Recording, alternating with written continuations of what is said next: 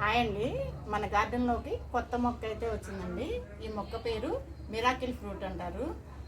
ఈ ఫ్రూట్ తిన్నప్పుడు తీయగా ఉంటుంది. తర్వాత మనం ఏది తిన్నా కూడా తీయగా ఉంటుందంట. పులుపు తిన్నా, చేదు తిన్నా, అట్లా ఏది తిన్నా తీయగా ఉంటుందంట. అంటే నేను వినటమే కానీ నేనైతే తినలేదండి. అందుకని ఈ మొక్క ఎప్పటి నుంచో తెచ్చుకుందామని చూస్తున్నాను. నాకైతే వీలు కాలేదు. అంటే నర్సరీకి వెళ్ళినప్పుడు ఆ మొక్క ఉండలేదు. ఈ మొక్క అయితే మా ఫ్రెండ్ తెచ్చిచ్చిందండి.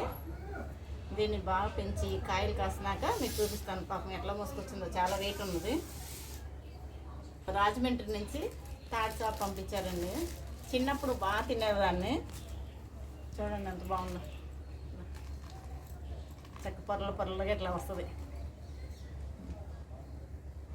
చిన్నప్పుడు బాగా అంటే చదువుకునేటప్పుడు ఇలాంటివన్నీ మాకు బాగా దొరికేవి. దీంట్లో పీచు పదార్థం ఎక్కువ ఉంటుంది కాబట్టి ఎలా వస్తుంది, ఓపెన్ చేస్తే అంత పొడవు వచ్చేసింది. నాకు కూడా ఇట్లాంటివి ఎప్పుడన్నా చిరుదిళ్ళలా తింటూ ఉంటాను. మీరు కూడా అందరూ తినొచ్చండి. ఎందుకంటే దీంట్లో పీచు పదార్థం ఉంటుంది కాబట్టి చిన్నని పెద్దవాళ్ళని కదా అందరూ తినొచ్చు ఇది. అంటే ఇప్పుడు అందరూ అన్నానంటే మరి షుగర్ ఉన్న వాళ్ళు తినొచ్చు అనుకుంటారేమో. అవన్నీ నాకు తెలియదండి. మామూలుగా జనరల్గా ఆరోగ్యంగా ఉన్నవాళ్ళు, చిన్నవాళ్ళైనా పెద్దవాళ్ళైనా అందరూ తినొచ్చు దీన్ని.